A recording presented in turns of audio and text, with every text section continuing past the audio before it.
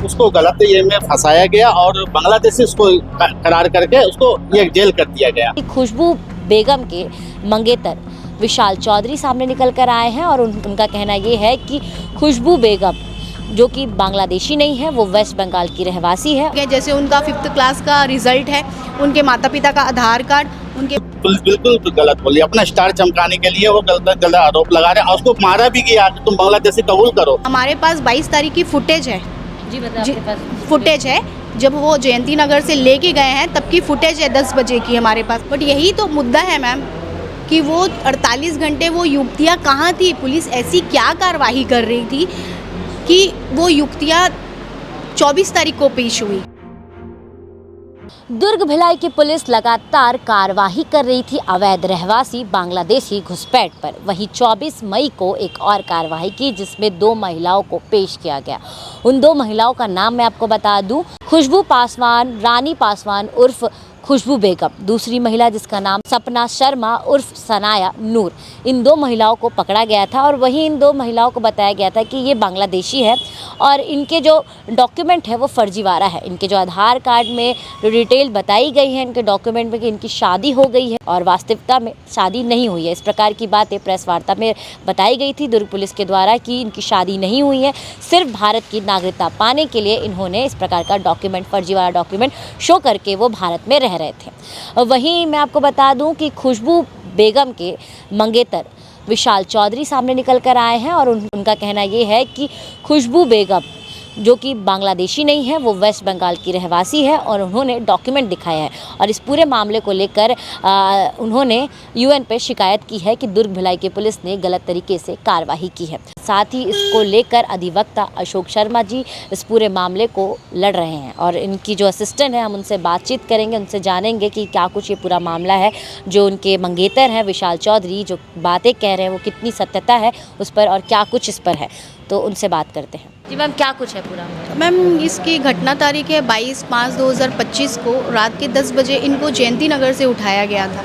जयंती नगर से 7 लोगों को उठाया गया, जिसमें से 23 तारीख को 3 लोगों को सीजीएम साहब के यहाँ प्रस्तुत किया गया, 2 लोगों को 151 में एसडीएम साहब के यहाँ पेश किया। उसके पश्चात इन लोगों को पेश नहीं किया गया।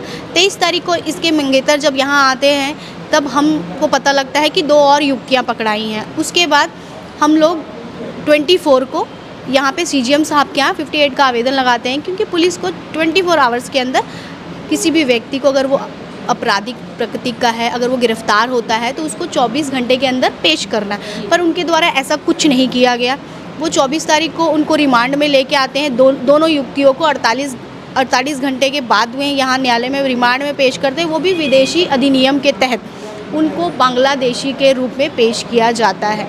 अब रही बात खुशबू उर्फ रानी की, जो उनके मंगेतर है, उनके द्वारा हमको कई सारे डॉक्यूमेंट भी प्रदान किए गए, जैसे उनका 5th क्लास का रिज़ल्ट है, उनके माता पिता का आधार कार्ड, उनके माता पिता का वोटर आईडी और खुशबू का राशन कार्ड, जिससे प्रमाणित होता है कि वो भारतीय निवासी है।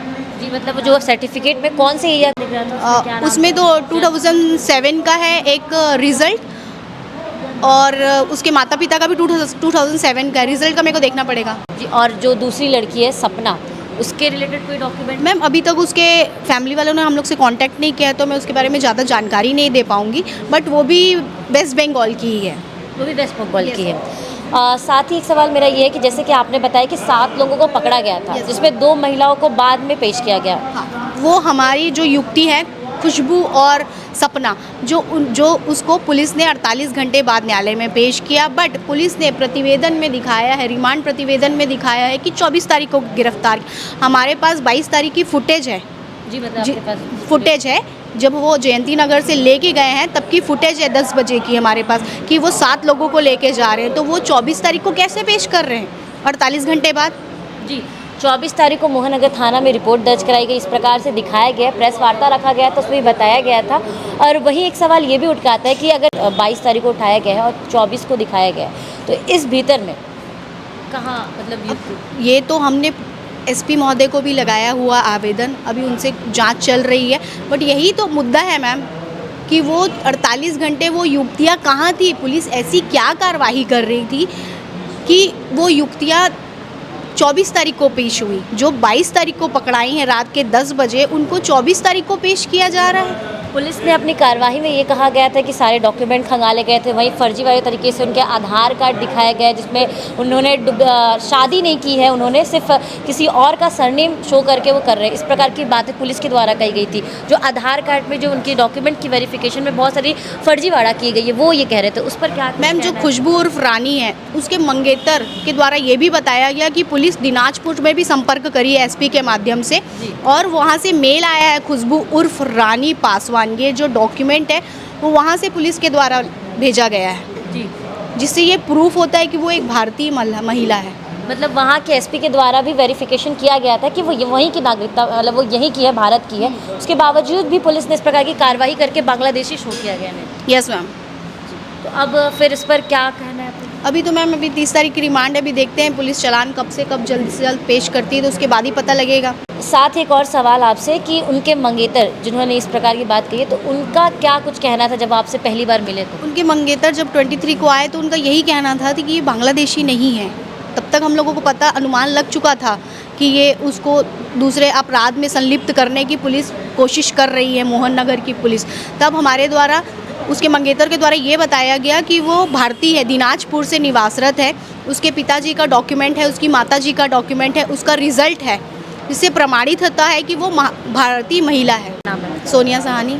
सोनिया सहानी जी से हमने बात की, उन्होंने बताया। साथ ही हम आपको डॉक्यूमेंट भी दिखाएंगे किस प्रकार से उनके डॉक्यूमेंट में क्या कुछ लिखा है। और वही जो इनके मंगेतर है विशाल जी क्या कुछ कह रहे हैं, वो भी आप सुने बाइट के माध्यम से आगे। मैं रहने वाला आसनसोल का हूँ और क्यों आए हो, क्या करने आए? मैं आया हूँ, मेरी वाइफ होने वाली मंगेतर के खोज में आया था।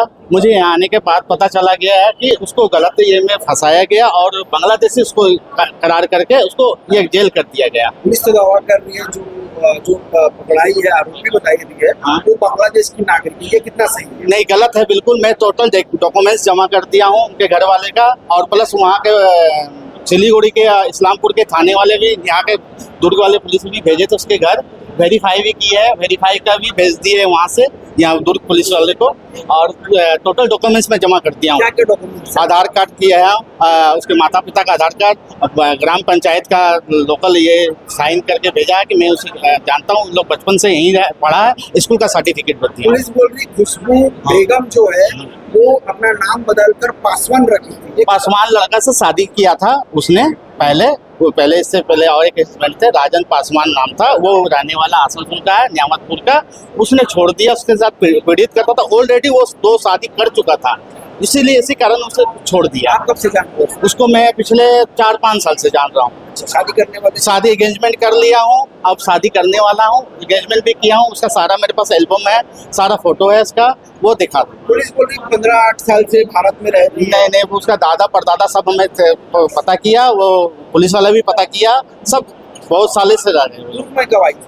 दुर्ग में 15 दिन पहले आई थी। क्या बोलकर आई थी? बोल के आई थी कि मैं पार्लर का काम है, मैं घर में बैठ के क्या करूँगा, तुम भी कमाओ मैं भी काम करूँगा, कुछ पैसा जोड़ के घर बनाएंगे हम लोग, बना के ये हो जाऊँगा। उसको हिंदू क्या उम्र है उसका? उसका उम्र 30 है। अच्छा, संदिग्ध गतिविधियों में पाई गई है, आपको पता है? नहीं, मुझे नहीं पता था, मुझे यहाँ आने के बाद पता चला कि संगीत गतिविधियों में पाई गई है। आप अभी उनको जेल से छुड़ाने का प्रयास करने आया हूँ, मैं लेके डॉक्यूमेंट्स सारा लेके आया हूँ, उसे छुड़ाने के लिए आया हूँ। आगे उनसे संबंध रखेंगे? रखूंगा, जरूर रखूंगा।